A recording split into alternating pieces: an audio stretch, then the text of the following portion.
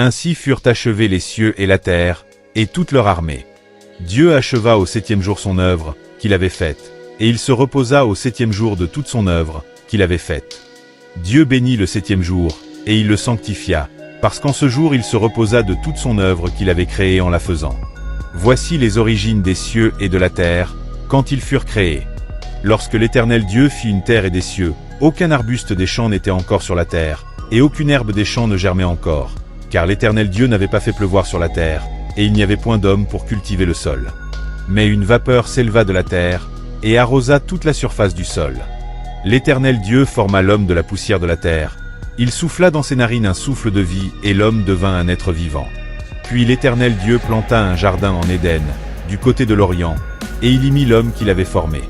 L'Éternel Dieu fit pousser du sol des arbres de toute espèce, agréables à voir et bons à manger, et l'arbre de la vie au milieu du jardin, et l'arbre de la connaissance du bien et du mal.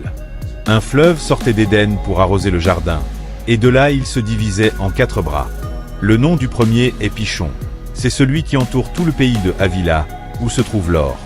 L'or de ce pays est pur. On y trouve aussi le délium et la pierre d'onyx. Le nom du second fleuve est Gihon.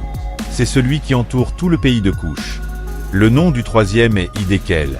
C'est celui qui coule à l'orient de la Syrie. Le 4e fleuve, c'est l'Euphrate. L'Éternel Dieu prit l'homme, et le plaça dans le jardin d'Éden pour le cultiver et pour le garder. L'Éternel Dieu donna cet ordre à l'homme.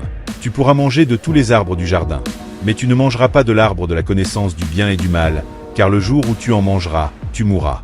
L'Éternel Dieu dit, il n'est pas bon que l'homme soit seul, je lui ferai une aide semblable à lui. L'Éternel Dieu forma de la terre tous les animaux des champs et tous les oiseaux du ciel, et il les fit venir vers l'homme, pour voir comment il les appellerait, et afin que tout être vivant portât le nom que lui donnerait l'homme. Et l'homme donna des noms à tout le bétail, aux oiseaux du ciel et à tous les animaux des champs. Mais, pour l'homme, il ne trouva point d'aide semblable à lui.